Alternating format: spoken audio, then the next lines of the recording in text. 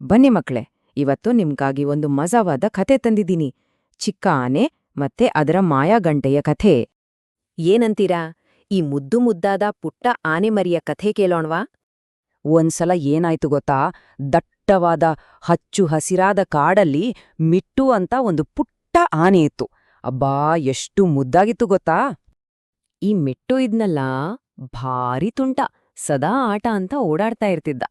ಆದ್ರೆ ಅದಕ್ಕೊಂದ್ ಕೆಟ್ಟ ಅಭ್ಯಾಸ ಇತ್ತು. ಯಾವಾಗ್ಲೂ ಅಮ್ಮ ಹೇಳಿದ ಕೆಲ್ಸನ ಆಮೇಲ್ ಮಾಡ್ತೀನಿ ಅಂತ ಮುಂದಕ್ಕೆ ಹಾಕ್ತಿದ್ದ.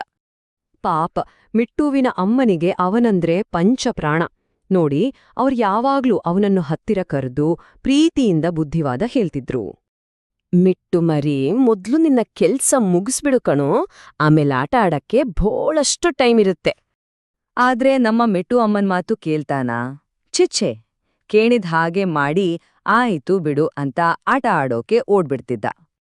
ಅಮ್ಮ, ನಾನು ಆಮೇಲ್ ಮಾಡ್ತೀನಿ ಅಂತ ಹೇಳಿ ಓಟ ಕೇಳ್ತಿದ್ದ. ಹೀಗೆ ಒಂದು ದಿನ ಮಿಟ್ಟು ಕಾಡಲ್ಲಿ ಆಟ ಆಡ್ತಾ ಇದ್ದ. ಆಗ ಅವನ ಕಣ್ಣಿಗೆ ಏನೋ ಒಂದು ಫಳಫಳ ಅಂತ ಹೊಳಿತು. ಏನದು ಅಂತ ಹತ್ರ ಹೋಗಿ ನೋಡಿದ್ರೆ ಅಲ್ಲೊಂದು ಚಿಕ್ಕದಾದ ಚಿನ್ನದ ಬಣ್ಣದ ಗಂಟೆ. ಅದು ಸಾಮಾನ್ಯ ಗಂಟೆಯಲ್ಲ, ಮಾಯಾಗಂಟೆ. ಅದನ್ನ ನೋಡಿದ ತಕ್ಷಣ ಮಿಟ್ಟುಗೆ ಕುತೂಹಲ ತಾಳೋಕೆ ಆಗ್ಲಿಲ್ಲ. ಮೆಲ್ಲಗೆ ಅದನ್ನ ಕೈಯಲ್ಲಿ ಎತ್ಕೊಂಡು ಬಾರಿಸಿದ. ಟಿಂಗ್ ಟಿಂಗ್ ಅಂತ ಏನು ಚಂದ ಶಬ್ದ ಬಂತು ಗೊತ್ತಾ. ಆಗ ಆ ಘಂಟೆಯಿಂದ ಒಂದು ಮಾಂತ್ರಿಕ ಧ್ವನಿ ಕೇಳಿಸ್ತು. ಕೆಲಸವನ್ನ ಮುಂದೂಡುವವರು ತಮ್ಮ ಸಮಯವನ್ನ ಕಳೆದುಕೊಳ್ಳುತ್ತಾರೆ. ಅದನ್ನು ಕೇಳಿ ಮಿಟ್ಟು ಹಾ ಅಂತ ಜೋರಾಗಿ ನಕ್ಕ. ನನ್ಗೇನೂ ಆಗಲ್ಲ, ಇದೊಂದು ಸುಮ್ನೆ ಗಂಟೆ ಅಷ್ಟೆ ಅಂತ ಅನ್ಕೊಂಡು ಮತ್ತೆ ಆಟಕ್ಕೆ ಓಡಿಹೋಯ್ತು. ಆದ್ರೆ ನೋಡಿ, ಆ ಮಾಯಾ ಗಂಟೆ ಹೇಳಿದ್ದು ನಿಜ ಆಯ್ತು. ಮಾರ್ನೇ ದಿನ ಮಿಟ್ಟು ಆಟ ಆಡ್ತಾನೇ ಇದ್ದು ಶಾಲೆಗೆ ಲೇಟಾಗಿ ಹೋದ. ಅಯ್ಯೋ ಪಾಪ, ಅವನು ಸ್ಕೂಲ್ ತಲುಪುವಷ್ಟ್ರಲ್ಲಿ ಅವನ ಫ್ರೆಂಡ್ಸ್ ಎಲ್ಲ ಆಟ ಶುರು ಮಾಡ್ಬಿಟ್ಟಿದ್ರು. ಇದನ್ನ ನೋಡಿ ಮಿಟ್ಟುಗೆ ತುಂಬಾ ಬೇಜಾರಾಯ್ತು. ಆಗ ಅವನ ಟೀಚರ್ ಗೂಬೆಯಣ್ಣ ಅವನ ಹತ್ರ ಬಂದ್ರು. ಮಿಟ್ಟು, ಇವತ್ತು ಯಾಕಿಷ್ಟು ತಡ? ನಿನ್ನ ಸ್ನೇಹಿತರೆಲ್ಲರೂ ಸಮಯಕ್ಕೆ ಸರಿಯಾಗಿ ಬಂದಿದಾರ್ ನೋಡು. ಟೀಚರ್ ಹಾಗಂದಿದ್ದ ತಕ್ಷಣ ಮಿಟ್ಟುಗೆ ತುಂಬಾ ನಾಚಿಕೆ ಆಯ್ತು. ತಾನು ತಪ್ಪು ಮಾಡಿದೆ ಅಂತ ಗೊತ್ತಾಗಿ ಬೇಜಾರಲ್ಲಿ ತಲೆ ತಗ್ಗಿಸಿ ನಿಂತ್ಕೊಂಡ. ಅವನು ಹಾಗೆ ಬೇಜಾರಲ್ಲೇ ನಿಂತಿದ್ದಾಗ ಏನಾಯ್ತು ಗೊತ್ತಾ? ಅವನ ಬ್ಯಾಗ್ನಿಂದ ಮತ್ತೆ ಅದೇ ಸದ್ದು, ಟಿಂಗ್ ಟಿಂಗ್.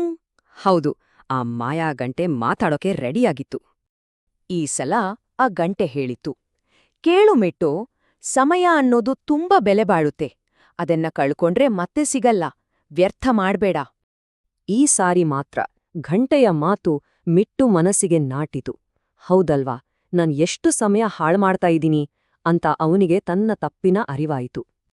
ಅಷ್ಟೇ, ಆ ದಿನದಿಂದ ನಮ್ಮ ಮಿಟ್ಟು ಪೂರ್ತಿ ಬದಲಾಗಿಬಿಟ್ಟ.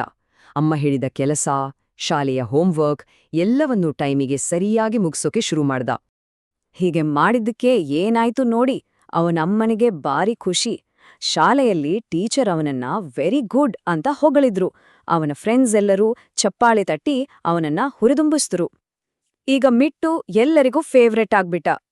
ನೋಡಿ, ಈಗ ಮಿಟ್ಟು ಎಷ್ಟು ಖುಷಿಯಾಗಿದ್ದಾನೆ ಅಂತ. ಯಾಕಂದ್ರೆ ಅವನಿಗೀಗ ಆಟ ಆಡೋಕು ತುಂಗ ಸಮಯ ಸಿಗ್ತಾ ಇತ್ತು. ಅವನು ತನ್ನ ಮಾಯಾಗಂಟೆ ಹತ್ರ ಹೇಳಿದ, ಟೈಮ್ಗೆ ಬೆಲೆ ಕೊಟ್ರೆ ಲೈಫ್ ಎಷ್ಟು ಚೆನ್ನಾಗಿರುತ್ತೆ ಅಲ್ವಾ. ಹೌದು ಮಕ್ಕಳೇ, ಈ ಕಥೆಯಿಂದ ನಾವು ಕಲಿಯೋದೇನಪ್ಪಾ ಅಂದ್ರೆ, ಸಮಯ ಅನ್ನೋದು ತುಂಬಾ ಅಮೂಲ್ಯ. ಅದನ್ನ ವೇಸ್ಟ್ ಮಾಡಬಾರ್ದು. ನಾವು ಮಿಟ್ಟು ತರ ಸಮಯಕ್ಕೆ ಬೆಲೆ ಕೊಡೋಣ, ಆಯ್ತಾ? ಹಾಗಾದ್ರೆ ಈಗ ಹೇಳಿ, ನೀವು ನಿಮ್ಮ ಸಮಯವನ್ನ ಹೇಗೆ ಸರಿಯಾಗಿ ಉಪಯೋಗಿಸ್ಕೊಳ್ತೀರಾ? ಯೋಚನೆ ಮಾಡಿ, ಸರಿನಾ?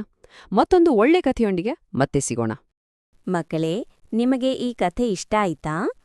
ಇನ್ನೂ ಹೀಗೆಯೇ ಮುದ್ದಾದ ಕನ್ನಡ ಕಥೆಗಳು ನೋಡಲು ನಮ್ಮ ಚಾನೆಲ್ ಅನ್ನು ಸಬ್ಸ್ಕ್ರೈಬ್ ಮಾಡಿ. ಈ ವಿಡಿಯೋಗೆ ಲೈಕ್ ಮಾಡಿ ಮತ್ತು ನಿಮ್ಮ ಸ್ನೇಹಿತರಿಗೆ ಶೇರ್ ಮಾಡಿ.